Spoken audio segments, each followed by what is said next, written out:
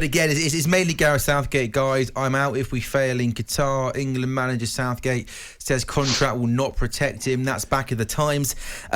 Is he out, Ali, if England fail in Qatar? I would have thought so, because it just goes with the territory. What's but failure? Then, exactly. You took the next question right out from my lips, Laura. What is failure? I mean, tell me, what is failure?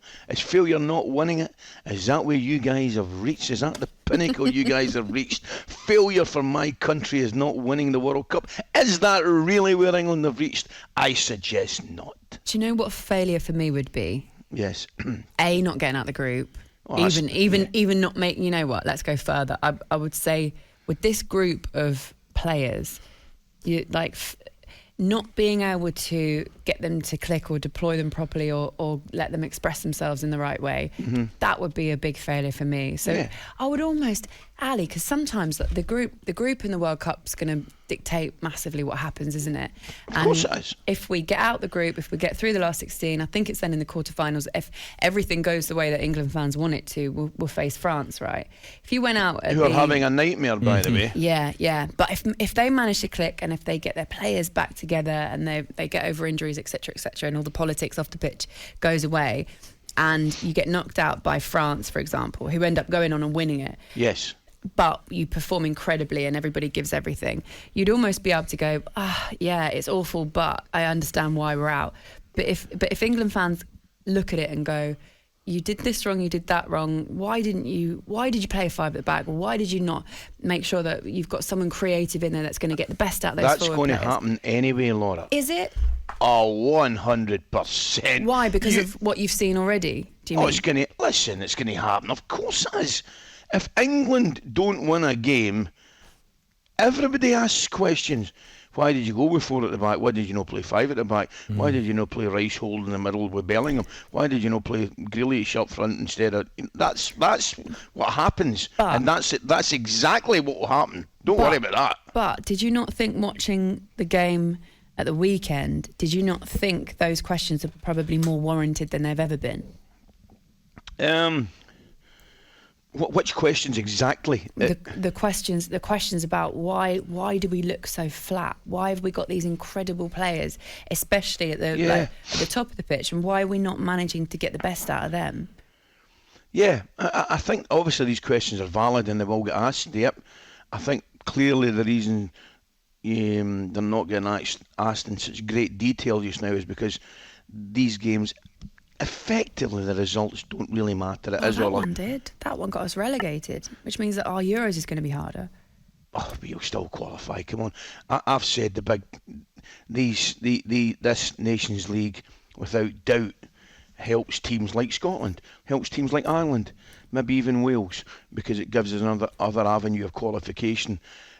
If England don't qualify, that's where you've got a real problem. If you don't automatically qualify for these tournaments, you've got a serious problem if that's not happening. I think for I don't know how you feel about it, Sam, but I watched the England game and I was like, and I think the frustrating thing that everyone finds is that on paper we have some incredible attacking players. We're blessed to have Kane, Sterling, Foden, Saka, Grealish. Hey, someone like a James Maddison who can't get in the 28. And yet you watch England and it's flat. There's no creativity. It's way too defensive, way too cautious. We're not even defending that well at the moment. And it just seems as if a better manager, a better coach will get so much more out of these players, certainly in an offensive way. And it's a shame we have, on paper, so many great talented players. And yet, do you ever watch England, Ali, and think, well, they look a threat, they look dangerous?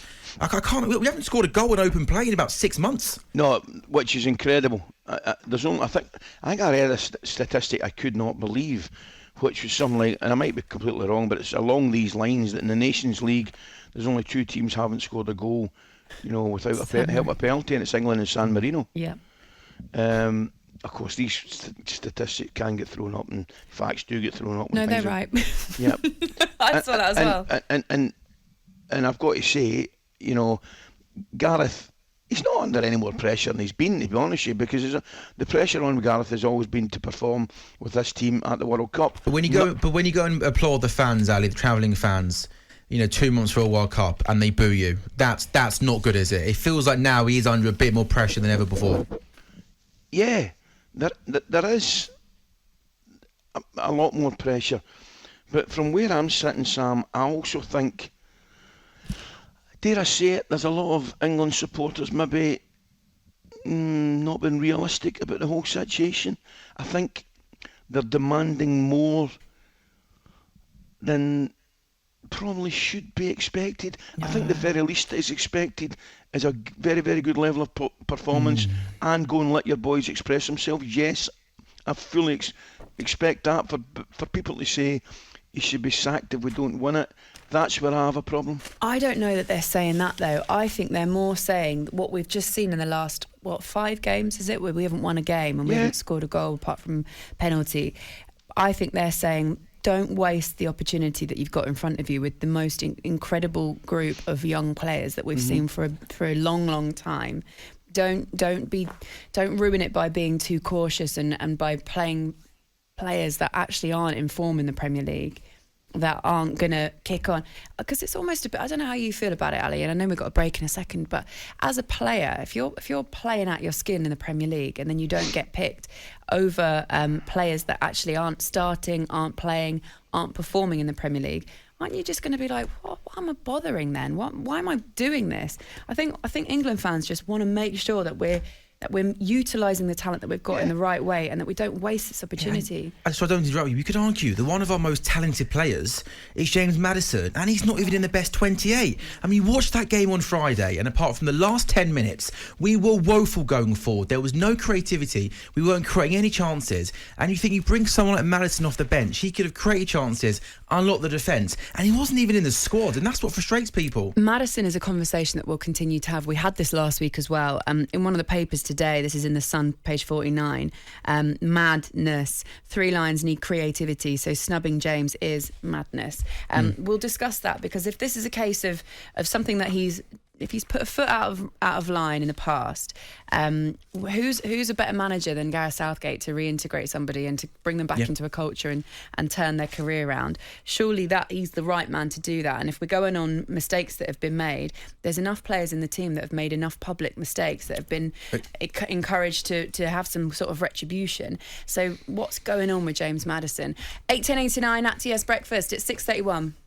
talkSPORT Breakfast with Laura Woods. Monday to Wednesday mornings 6 till 10. On AM, on DAB, via the talkSPORT app and on your smart speaker. talkSPORT.